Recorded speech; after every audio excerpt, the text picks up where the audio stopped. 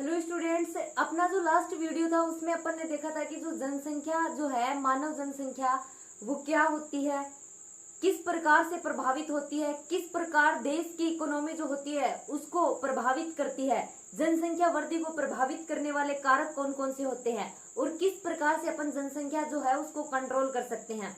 ठीक है, आज के लेसन में अपन स्टडी करेंगे इम्यून सिस्टम के बारे में, प्रतिरक्षा तंत्र क्या होता है और प्रतिरक्षा तंत्र जो होता है उसका अपनी बॉडी के अंदर क्या काम होता है। तो इम्यून सिस्टम जो होता है उसका मैं आपको नॉर्मल इंट्रोडक्शन दे देती हूँ। अपनी बॉडी के अंदर बीमारियों से लड़ने के लिए जो तंत्र पाया जाता है ना, वो इम्यून सिस्टम होता है। ठीक है, अपन डिस्कस करेंगे पूरे के पूरे लेसन में इम्यून सिस्टम प्रतिरक्षा तंत्र कितने प्रकार का होता है, टीकाकरण क्या होता है। ये मेन दो टॉपिक दिए गए हैं अपने इस लेसन में। तो जो अपना ये इम्यून सिस्टम या प्रतिरक्षा तंत्र जो होता है ये दो प्रकार का होता है, एक तो सहज प्रतिरक्षा तंत्र, एक उपार्जित प्रतिरक्षा तंत्र। अपना जो सहज प्रतिरक्षा तंत्र जो होता है वो अपना जन्मजात होता है, प्राकृतिक होता है। ठीक है, अपने को जन्म के साथ में मिलता है। लेकिन उपार्जित प्रतिरक्षा तंत्र क्या होता है, जो जन्म के बाद में अर्जित किया जाता है। इन दोनों के बारे में अपन डिस्कस करेंगे, इनकी थ्योरी देखते हैं कि इनमें क्या दिया गया है। तो स्टूडेंट्स, जब अपन अपना ये 39 का जो लेसन है इम्यून सिस्टम जब स्टार्ट करते हैं तो इसकी स्टार्टिंग में क्या दे रखा है, इम्यून सिस्टम का नॉर्मल इंट्रोडक्शन दे रखा है, प्रतिरक्षा तंत्र क्या होता है ये बता रखा है। तो मैंने आपको पहले भी बताया प्रतिरक्षा तंत्र क्या होता है। अपनी बॉडी के अंदर बीमारियों से लड़ने के लिए, डिसीज से लड़ने के लिए, डिसऑर्डर से लड़ने के लिए क्या पाया जाता है, एक तंत्र पाया जाता है, एक सिस्टम पाया जाता है जिसको क्या बोला जाता है, इम्यून सिस्टम बोला जाता है। ओके, उसके बाद में क्या दे रखा है, प्रतिरक्षा, इम्यूनिटी के बारे में यहाँ पर बताया गया है कि इम्यूनिटी क्या होती है। तो शरीर की वह क्षमता जिसके द्वारा शरीर बाहरी पदार्थों की पहचान कर लेता है, वह उन्हें अपने ऊतकों को क्षतिग्रस्त करके अथवा बिना क्षति पहुँचाए निष्प्रभावित, निष्कासित अथवा उपचारित कर देता है। मतलब बॉडी के अंदर बाहर से जब कोई पदार्थ इंटर करता है ना, तो उसको पहचानने का कार्य, उसको रिकॉग्नाइज कर लेता है और उसको क्षति पहुंचाता है, उसको उसका प्रभाव जो होता है, उसका इफेक्ट जो होता है वो खत्म करता है, उसको निष्प्रभावित करता है, बॉडी से निष्कासित करता है उसको। ये किसका काम है, ये प्रतिरक्षा का। ठीक है, उसके बाद में इम्यूनोलॉजी के बारे में बताया गया है कि इम्यूनोलॉजी क्या होती है, प्रतिरक्षा विज्ञान क्या होता है।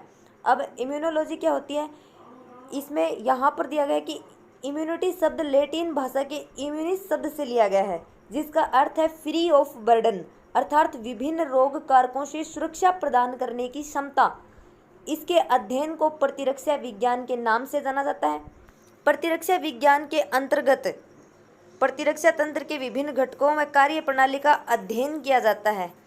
ठीक है, अब प्रतिरक्षा तंत्र रोगों के लिए प्रतिरक्षा प्रदान करता है, ये तो अपने को भी पता है, अपन ने पढ़ा है। इम्यूनोलॉजी का क्या काम है, प्रतिरक्षा विज्ञान में अपन किसका अध्ययन करते हैं, अपनी बॉडी के अंदर जो सिस्टम काम करता है रोगों से लड़ने के लिए, उस सिस्टम का अध्ययन किसके अंदर किया जाता है, प्रतिरक्षा विज्ञान के अंदर किया जाता है। अब प्रतिरक्षा जो है अपन देखेंगे कि कितने प्रकार की होती है और किस प्रकार से ये अपनी बॉडी के अंदर वर्क करती है, किस प्रकार अपन इस प्रतिरक्षी तंत्र के द्वारा विभिन्न प्रकार के डिसीज से बच जाते हैं। इससे पहले एक concept of self and non self, स्वयं एवं पर्याय की एक संकल्पना दी गई है, इसके बारे में अपन डिस्कस करते हैं।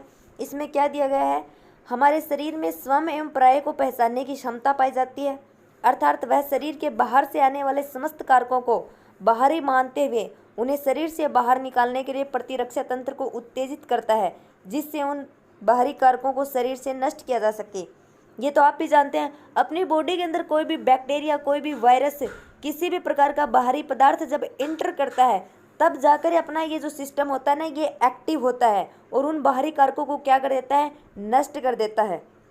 जबकि यह शरीर के स्वयं के ऊतकों को पहचानता है, परंतु यदि हम किसी व्यक्ति में कोई अंग खराब होने पर किसी अन्य व्यक्ति को अंग प्रत्यारोपण करते हैं तो उस प्रत्यारोपित अंग को पहचाना जाता है, उस अंग पर प्रतिरक्षा अनुक्रिया करता है। ठीक है, जिस टाइम जैसे किडनी का भी ट्रांसप्लांट किया जाता है, किसी भी ऑर्गन का ट्रांसप्लांट किया जाता है, उस टाइम भी ये जो अपना इम्यून सिस्टम होता है ये बाहर के ऑर्गन्स को पहचान लेता है। जिस टाइम मैंने किडनी ट्रांसप्लांट के बारे में आपको बताया था, वकक प्रत्यारोपण के बारे में मैंने आपको बताया था, उस टाइम मैंने ये भी बताया था कि किसी निकट संबंधी जो होता है उसकी किडनी अपन ट्रांसप्लांट करते हैं, क्योंकि वो जो होती है वो सक्सेसफुल होने के चांसेस ज़्यादा होते हैं। अन्यथा क्या होता है, अगर इम्यून सिस्टम उसको रिजेक्ट कर देता है तब वो चीज़ अपनी बॉडी के अंदर वर्क नहीं कर पाती। अब बाहर से किसी भी चीज़ को अगर अपना इम्यून सिस्टम पहचानता है, उसको नष्ट करता है, अगर ऐसा नहीं होता कि ये बाहरी और अंदर के टिश्यूज़ में अगर फ़र्क नहीं करता, डिफरेंस नहीं करता, तो जाहिर सी बात है ये अपने अंदर जो और बाकी जितने ऑर्गन्स हैं, बाकी जितने टिश्यूज़ हैं, ये उनको भी नष्ट कर सकता है। जिससे क्या हो सकता है, जिससे अपनी बॉडी जो होती है वो धीरे धीरे खराब हो सकती है, विभिन्न प्रकार के डिसीज़, विभिन्न प्रकार के जो रोग हो सकते हैं, लास्ट में क्या हो सकता है, डेथ भी हो सकती है। तो इस प्रकार से इम्यून सिस्टम बाहर और अंदर के जो ऑर्गन्स, जो टिश्यू होते हैं, उनके अंदर डिफरेंस करता है, उसके बाद में उस चीज़ पर वर्क करता है। अब आगे दे रखा है कि प्रतिरक्षा के प्रकार। अपना नेक्स्ट टॉपिक है कि इम्यूनिटी जो होती है वो कितने प्रकार की होती है, जिसमें फर्स्ट दे रखा है सहज एवं प्राकृतिक, सेकंड है अपनी उपार्जित एवं जीवन काल में विकसित प्रतिरक्षा। तो सबसे पहले अपन डिस्कस करेंगे सहज या प्राकृतिक प्रतिरक्षा, नेचुरल और इनहेरेंट इम्यूनिटी क्या होती है। तो इसमें क्या है, एक व्यक्ति स्वयं को विभिन्न प्रकार की हानिकारक एवं बीमारी पैदा करने वाले सूक्ष्म जीवों से कई प्रकार के प्रभावकारी क्रियाविधियों द्वारा बचाता है। इन क्रियाविधियों को सहज या प्राकृतिक प्रतिरक्षा कहते हैं। ये प्रतिरक्षा जननिक होती हैं, जीव को जन्म से प्राप्त होती हैं। मतलब ये क्या होती है, जेनेटिकली होती हैं, अपने को जो जन्म के साथ में प्राप्त होती हैं। सहज और प्राकृतिक जो होती है वो हर किसी को प्राप्त होती हैं, जन्म के समय से ही अपने पास ये प्रतिरक्षी जो होती है वो अवेलेबल रहती हैं तथा अवरोधों से प्राप्त होती है जो शरीर में रोग कारकों के प्रवेश को रोकते हैं। इस प्रकार की प्रतिरक्षा या रोधक क्षमता में प्रमुखतः 4 घटक होते हैं, और वो 4 घटक कौन कौन से होते हैं। सबसे पहला आता है अपना शारीरिक अवरोध या फिजिकल बैरियर। इसके बारे में अपन पढ़ेंगे। यह सर्वप्रथम रोग पैदा करने वाले सूक्ष्म जीवों से शरीर में प्रवेश करने को रोकता है। यह प्रथम रक्षा पंक्ति होती है, इसमें निम्न अंग भाग लेते हैं, और भाग लेने वाले जो अंग होते हैं वो कौन कौन से होते हैं। अपनी स्किन हो गई, अपनी त्वचा होती है, म्यूकस झिल्ली होती है, वो सारे के सारे क्या करते हैं, ये सब के सब अपनी जो अपने जो फिजिकल बैरियर होते हैं, शारीरिक अवरोध का कार्य करते हैं। अब स्किन जो होती है ये अपने को जन्म से ही प्राप्त होती है, और इसके अंदर जो भी परतें पाई जाती है वो जन्म से ही पाई जाती हैं। तो सहज या फिर प्राकृतिक जो अपनी प्रतिरक्षा होती है वो क्या होती है, अपने को जन्म से ही प्राप्त होती है ये। तो शारीरिक अवरोध में सबसे पहले अपन स्किन के ऊपर डिस्कस करेंगे। तो स्किन में क्या दिखाया गया है, स्किन के अंदर कितनी परतें पाई जाती हैं, कौन कौन सी मेम्ब्रेन झिल्लियाँ प्रेजेंट होती हैं, कौन कौन सी ग्लैंड्स प्रेजेंट होती है, कौन कौन सी ग्रंथियाँ उपस्थित होती हैं, ये हर किसी को पता होना चाहिए। क्योंकि अपनी जूलॉजी का फर्स्ट चैप्टर जो था वो पूरे के पूरे इंट्यूगुमेटरी सिस्टम के ऊपर था, अध्यावरणी तंत्र के ऊपर था, जिसमें अपन ने स्किन के बारे में, त्वचा के बारे में स्टडी की थी। तो यहाँ पर दिया गया है कि त्वचा में 2 अलग अलग परतें पाई जाती हैं। एक पतली बाहरी परत जिसको अपन एपिडर्मिस बोलते हैं, एक मोटी भीतरी परत जो होती है उसको अपन डर्मिस बोलते हैं। ये बात हर किसी को पता है, स्किन जो होती है वो एपिडर्मिस एंड डर्मिस से मिलकर बनी होती है, क्योंकि इसके ऊपर अपन पूरी की पूरी स्टडी कर चुके हैं। एपिडर्मिस उपकला कोशिकाओं की कई परतों से मिलकर बनी होती है। इसकी सबसे बाहरी एपिडर्मल परत मर्त कोशिकाओं की बनी होती है। कैरेटेनिन किसे बोलते हैं, ये प्रोसेस भी आई थी जिस टाइम आपने पढ़ा हो, अगर किसी बंदे ने याद किया हो तो। यह सख्त परत जल विरोधी कैरोटीन नामक प्रोटीन से बनी होती है, जिसे रोगाणु भेद नहीं पाते हैं।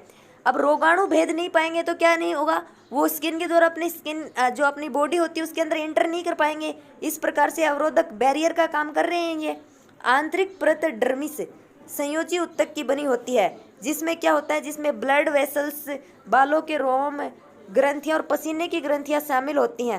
ओके, फिर इसमें आगे दे रखा है कि वसामय ग्रंथियां बालों के रोम के साथ जुड़ी रहती हैं तथा वे एक तेल स्राव सीबम का निर्माण करती हैं।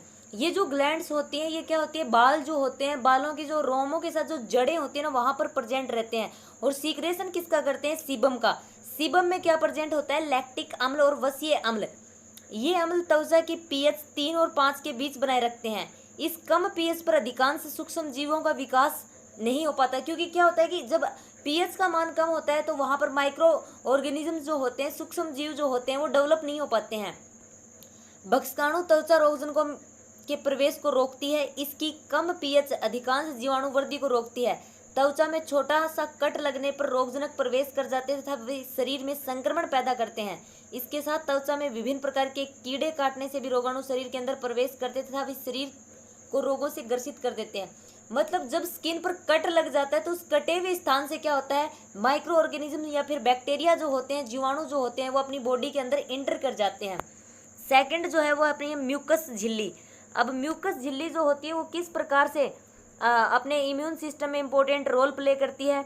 म्यूकस जो मेम्ब्रेन होती है वो भी क्या होती है, जन्मजात होती है। और ये जो म्यूकस मेम्ब्रेन होती है कहाँ कहाँ प्रेजेंट होती है, श्वसन तंत्र, अपना आहार तंत्र एवं मूत्र जनन तंत्र के विभिन्न अंगों के पथ में उपकला की एक परत होती है। कौन सी उपकला है, ये म्यूकस मेम्ब्रेन ही है। यह परत एक रक्षी श्लेष्मी परत से घिरी रहती है। यदि कोई रोगाणु इस पथ पर आ जाता है तो वह रक्षी श्लेष्मी परत में फंस जाता है। उपकला की परत का एक निरंतर नवीनीकरण होता रहता है, जिससे इसकी श्लेष्मा परत में फंसे हुए रोगाणुओं का भी निष्कासन हो जाता है। मतलब इसमें जो श्लेष्मी परत पाई जाती है उस श्लेष्मी परत में क्या हो जाता है, बैक्टीरिया या फिर या रोगाणु जो होते हैं वो उसमें जाकर फंस जाते हैं। और ये जो परत होती है इसका निरंतर क्या होता रहता है, नवीनीकरण होता रहता है, फॉर्मेशन होता रहता है इसका, जिससे क्या होता है, रोगाणु जो होते हैं उनका निष्कासन होता रहता है। क्योंकि जो रोगाणु फंसे हुए हैं वो खत्म हो जाएगी, वहाँ पर जो परत है उसका नवीनीकरण होगा, तो पहले वाली परत के साथ रोगाणु भी अपने आप खत्म हो जाएंगे। श्वसन तंत्र के पथ में पाई जाने वाली एपिथेलियम की परत पर पक्षमाभ पाए जाते हैं, सीलिया जिसे बोलते हैं। ये महीन महीन होते हैं, ये सीलिया जो प्रेजेंट होते हैं ये पक्षमाभ नासग्रसनी की ओर लगातार ऊपर की ओर गति करते हैं। इस प्रकार वे रोगाणु पैदा करने वाले जीवाणुओं व अन्य कणों को बाहर निकालते रहते हैं। इसके अलावा जो म्यूकस मेम्ब्रेन होती है ये एपिथेलियल कोशिका पर बहुत से सामान्य जीवाणु भी पाए जाते हैं जो कि लाभदायक होते हैं। इन सामान्य रूप से पाए जाने वाले जीवाणुओं का रोग पैदा करने वाले जीवाणुओं से परस्पर प्रतिस्पर्धा होती है, ये इस कोशिका पर नहीं जुड़ पाते हैं। म्यूकस झिल्ली में एक एंजाइम लाइसोजाइम भी पाया जाता है, और ये जो एंजाइम होता है ये इम्पोर्टेंट एंजाइम है। ठीक है, लाइसोजाइम एंजाइम आपको याद रखना है। म्यूकस झिल्ली जो होती है वहाँ पर जो लाइसोजाइम एंजाइम पाया जाता है, यहाँ से छोटा क्वेश्चन आपसे पूछ सकते हैं। और ये जो लाइसोजाइम एंजाइम होता है, ये लाइसोजाइम एंजाइम ही क्या करता है, ये बैक्टीरिया जो होता है उस बैक्टीरिया को ख़त्म कर देता है। बाहर से जो रोगाणु होते हैं या फिर जितने भी माइक्रो ऑर्गेनिज्म शरीर के अंदर एंटर करते हैं उनको ख़त्म करने का जो कार्य होता है वो लाइसोजाइम एंजाइम का होता है। सेकंड अगर अपन बात करें तो क्या होता है, शारीरिक स्राव। थर्ड नंबर का पॉइंट है ये अपना, शारीरिक स्राव या फिर फिजियोलॉजिकल बैरियर्स जिसे अपन इंग्लिश में बोलते हैं। अब ये किस प्रकार से इंपॉर्टेंट रोल प्ले करते हैं, शरीर के विभिन्न भागों से भिन्न भिन्न प्रकार के स्राव स्रावित होते हैं। ये रोग पैदा करने वाले कारकों तथा जीवाणुओं को दूर भगा देते हैं। और जो शरीर के विभिन्न भागों से ये जो स्राव होते हैं, ये जो निकलते हैं, यही क्या होते हैं, फिजियोलॉजिकल बैरियर्स का कार्य करते हैं। जैसे कि पसीने व नेत्र के स्राव में विभिन्न प्रकार के एंजाइम पाए जाते हैं जो जीवाणुओं की कोशिका झिल्ली को तोड़ देते हैं तथा उन्हें नष्ट कर देते हैं। नेत्र से जो स्राव निकलता है या फिर जो अश्रु निकलते हैं, पसीना जो होता है, पसीने में भी इस प्रकार के पसीना और जो अश्रु होता है उसमें एंजाइम प्रेजेंट होते हैं जो क्या करते हैं, जीवाणुओं की जो सेल मेम्ब्रेन होती है उस सेल मेम्ब्रेन को तोड़ देते हैं तथा उन्हें नष्ट कर देते हैं। आगे दे रखा है कि अन्य देह तरल पदार्थों में भी ऐसे अणु होते हैं जो जीवाणुनाशी होते हैं। जीवाणुनाशी मतलब बैक्टीरिया को मारने वाले जो भी जीवाणु होते हैं उनको बोला जाता है जीवाणुनाशी बैक्टीरिया। जैसे कि सेमिनल फ्लूइड में स्पर्माइन एवं जिंक, जठर रस में HCl, दूध में लैक्टोपेरीऑक्सीडेस, आंसू, लार एवं नाक के स्राव में लाइसोजाइम एंजाइम। लाइसोजाइम एंजाइम जो है ये वेरी इंपॉर्टेंट है क्योंकि इससे क्वेश्चन आने के चांसेस बहुत ज़्यादा है। और ये जो दूध में दे रखा है लैक्टोपेरोक्सीडेस, ये भी इंपॉर्टेंट है। यदि जीवाणु शरीर में प्रवेश कर जाते हैं तो शरीर में अन्य दो प्रतिरक्षी क्रियाएं अपना कार्य शुरू कर देती हैं।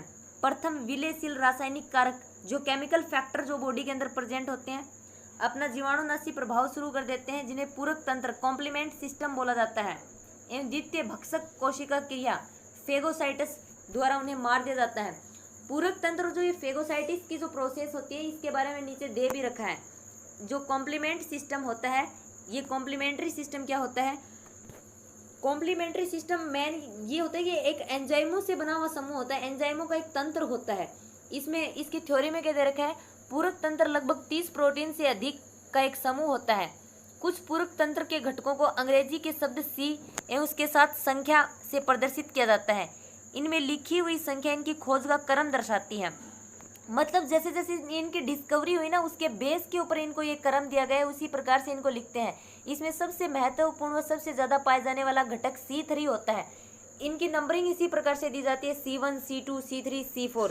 तो C3 जो होता है वो सबसे महत्वपूर्ण व पाए जाने वाला घटक होता है। ये प्रोटीन घटक प्लाज्मा द्रव्य तथा कोशिका की सतह पर पाए जाते हैं। यह तंत्र रक्त का थक्का एवं फाइब्रिनोलाइसिस करने वाली प्रोटीन, वैसे यहाँ पर ब्लड की जो क्लोटिंग होती है, रक्त का जो थक्का होता है वो किस प्रकार से बनता है, फाइब्रिनोजन क्या होता है, ये सारी की सारी बातें आपको पता होनी चाहिए, क्योंकि ब्लड क्लोटिंग जो है वो अपन पहले भी पढ़ चुके हैं। ठीक है, तो यहाँ पर क्या होता है, जो ये जो प्रोटीन होती है ये तंत्र के साथ प्लाज्मा में पाए जाने वाले एक एंजाइम का तंत्र होता है। मेनली जो अपना कॉम्प्लीमेंट सिस्टम होता है ये क्या होता है, एंजाइम का तंत्र होता है। इसमें एक प्रोटीन सक्रिय तथा विघटित होकर एक उत्पाद बनाती है जो दूसरी प्रोटीन के लिए किसका कार्य करती है, उत्प्रेरक का कार्य करती है। अब उत्प्रेरक क्या होता है ये आपको पता होना चाहिए, क्योंकि काफ़ी बार आपको केमिस्ट्री में भी पढ़ने को मिला होगा। इस प्रकार से सक्रियत अथवा विघटित प्रोटीन शरीर में बहुत सारे प्रतिरक्षा के कार्य करती है। यह तंत्र सूक्ष्म जीवों की कोशिका झिल्ली में छेद कर देता है। अब अगर अपन बात करें ये जो अपना तंत्र होता है इसका कार्य, मेनली कार्य क्या होता है, तो माइक्रो ऑर्गेनिजम्स या फिर सूक्ष्म जीव जो होते हैं उनकी जो सेल मेम्ब्रेन होती है, उन सेल मेम्ब्रेन में क्या कर देता है, ये होल कर देता है, वहाँ पर एक छिद्र बना देता है। ठीक है, और फिर क्या होता है, जहाँ पर ये उसके चारों तरफ एक परत का निर्माण कर देता है, और ये जो परत होती है या फिर जो आवरण पाया जाता है, ये जो फेगोसाइट सेल होती है, न्यूट्रोफिल, मैक्रोफेजस, इनको उस जगह पर आकर्षित करता है। अब ये जो फेगोसाइट होती हैं ये क्या करती हैं, ये सूक्ष्म जीवों को निगल जाती हैं, उन्हें नष्ट कर देती हैं। फेगोसाइट का कार्य यही होता है कि ये सूक्ष्म जीव जो होते हैं उनको नष्ट करने का कार्य करती है। इसलिए पूरक तंत्र को शरीर की सहज प्रतिरक्षा प्रणाली का महत्वपूर्ण घटक माना जाता है। महत्वपूर्ण घटक सहज प्रतिरक्षा प्रणाली का इसीलिए माना जाता है क्योंकि जो बैक्टीरिया होते हैं, उन बैक्टीरिया बाहर से जितने भी रोगाणु अंदर इंटर करते हैं बॉडी के, या फिर जो अपने बैक्टीरिया इंटर करते हैं, उन बैक्टीरिया के द्वारा जो डिसीज फैलाई जाती है उनको कंट्रोल करने के लिए ये जो एंजाइमेटिक सिस्टम बॉडी के अंदर पाया जाता है, ये पूरक तंत्र जो होता है ये इंपॉर्टेंट रोल प्ले करता है। यहाँ से क्वेश्चन पूछेंगे कि ये वर्क किस प्रकार से करता है, तो ये तंत्र जो होता है वो किस प्रकार से वर्क करता है, इसकी थ्योरी जो होती है वो यहाँ पर दे रखी है। ये तंत्र सूक्ष्म जीवों की कोशिका झिल्ली में छेद कर देता है। कुछ पूरक घटक सूक्ष्म जीवों के चारों तरफ एक आवरण का निर्माण कर देते हैं। ये आवरण फेगोसाइट को इस जगह पर आकर्षित करता है। ये फेगोसाइट यहाँ आकर इन सूक्ष्म जीवों को निगल जाते हैं एवं इन्हें नष्ट कर देते हैं। इसीलिए पूरक तंत्र को शरीर की सहज प्रतिरक्षा प्रणाली का महत्वपूर्ण घटक माना जाता है। न्यूट्रोफिल क्या होते हैं, फेगोसाइट क्या होते हैं, ये सबको पता होना चाहिए, क्योंकि ब्लड का कंपोजिशन जिस टाइम अपन ने पढ़ा था तब ये सारी के सारी सेल्स उस टाइम यहाँ पर आई थी। अब नेक्स्ट जो है वो है अपनी भक्ष कणिका अवरोध, सेलुलर फेगोसाइटिक बैरियर। अब सेलुलर फेगोसाइटिक बैरियर क्या होता है, शरीर में उपस्थित विभिन्न विशिष्ट कोशिकाएं भक्षक कोशिकाओं का कार्य करती हैं, जैसे कि मोनोसाइट, न्यूट्रोफिल एवं मैक्रोफेजस। जब सूक्ष्म जीव या निष्क्रिय कण जैसे कोलाइडी कार्बन, उत्तक द्रव्य या रक्त प्रवाह में पहुंचते हैं तो वे भक्षकाणु कोशिकाओं द्वारा निगलकर नष्ट कर दिए जाते हैं। ये कोशिकाएं या तो शारीरिक तरल पदार्थों में संचारित होती रहती हैं या कुछ ऊतकों में आबद्ध हो जाती हैं तथा कोशिका यान या फेगोसाइटोसिस का कार्य करती है। तो मतलब ये जो अपना थर्ड पॉइंट था इसमें मेनली बताया क्या गया है, इसमें ये बताया गया है कि जो अपनी भक्षक कोशिकाएं होती हैं, और भक्षक कोशिकाएं कौन सी होती हैं, अपनी मोनोसाइट, न्यूट्रोफिल, मैक्रोफेजस, ये होती हैं। किस में प्रेजेंट होती हैं, ये ब्लड के अंदर प्रेजेंट होती है। ब्लड कंपोजिशन जिस टाइम मैंने आपको पढ़ाया था उस टाइम ये आ चुकी है। ब्लड का संगठन जिस टाइम अपन ने पढ़ा था। अब क्या होता है कि कोई भी रोगाणु या फिर सूक्ष्म जीव अपने उत्तक द्रव्य या रक्त में जब पहुंचता है तो ये जो भक्षकाणु सेल होती हैं या भक्षक कोशिकाएं जो होती हैं ये क्या करती हैं, ये उन रोगाणुओं को नष्ट कर देती हैं, उनको खत्म कर देती हैं। ठीक है, इस प्रकार ये क्या करती हैं, ये बैरियर का कार्य करती है, शरीर के अंदर रोगाणुओं को फैलने से रोकने का कार्य करती हैं। ओके, अब फोर्थ नंबर पर आता है अपना प्रदाह अवरोध, या जिसे साइटोकाइन बैरियर बोला जाता है या इन्फ्लेमेटरी बैरियर्स अपन बोलते हैं। अब इसमें क्या होता है, शरीर के विभिन्न ऊतकों में चोट से उत्पन्न घावों एवं रोगजनकों, सूक्ष्म जीवों के संक्रमण से क्षतिग्रस्त कोशिकाओं में उस स्थान पर लाल रंग का उभार, दर्द व उष्मा उत्पन्न होती है। इन विभिन्न जटिल व क्रमबद्ध प्रतिक्रियाओं को संयुक्त रूप से शोध एवं प्रदाह प्रतिक्रियाएं कहते हैं। बॉडी के जिस भी पार्ट के ऊपर चोट लगती है तो वहाँ पर जो घाव बनता है, जो माइक्रो ऑर्गेनिजम्स या फिर सूक्ष्म जीव जब वहाँ पर संक्रमण कर देते हैं, इन्फेक्शन कर देते हैं, तो वहाँ पर जो लाल लाल रंग का उभार बनता है, वहाँ पर दर्द भी होता है, गर्मी भी वहाँ पर उत्पन्न होती है, उष्मा उत्पन्न होती है। ये सारी की सारी प्रोसेस क्या कहलाती हैं, ये सारी की सारी प्रोसेस प्रदाह प्रतिक्रियाएं कहलाती हैं। इसमें संयोजी ऊतक की मास्ट कोशिकाएं व श्वेत रुधिर कणिकाओं की बेसोफिल कोशिकाएं।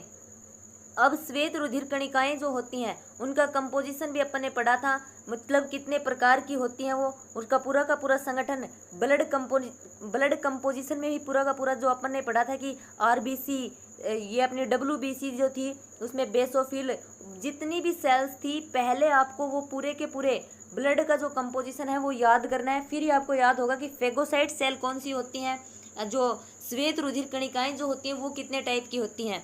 ठीक है, तो यहाँ पर क्या बताया गया है, इसमें संयोजी ऊतक की मास्ट कोशिकाएं व श्वेत रुधिर कणिकाओं की बेसोफिल कोशिकाएं रासायनिक चेतावनी के संकेत के रूप में हिस्टामिन व प्रेस्टाग्लैंडिन स्रावित करती हैं, जो शोध उत्पन्न करते हैं। इनके फैलने से ब्लड सेल्स या रक्त कोशिकाएं अधिक पारगम्य बन जाती हैं। प्लाज्मा व भक्षकाणु कोशिकाओं से बाहर निकलकर कार्य करती हैं। प्लाज्मा में उपस्थित सीरम प्रोटीन्स भी जीवाणुनाशी गुण रखते हैं। इनके एक जगह एकत्रित होने से शोध उत्पन्न होता है। भक्षाणु कोशिकाएं देह में प्रवेश किए गए सूक्ष्म जीवों को नष्ट कर देती हैं।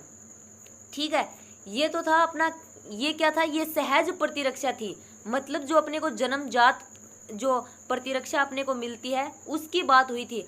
अब नेक्स्ट जो सेकंड टाइप अपन नेक्स्ट वीडियो में स्टडी करेंगे वो किसके बारे में है, उपार्जित अथवा जीवन काल में विकसित प्रतिरक्षा।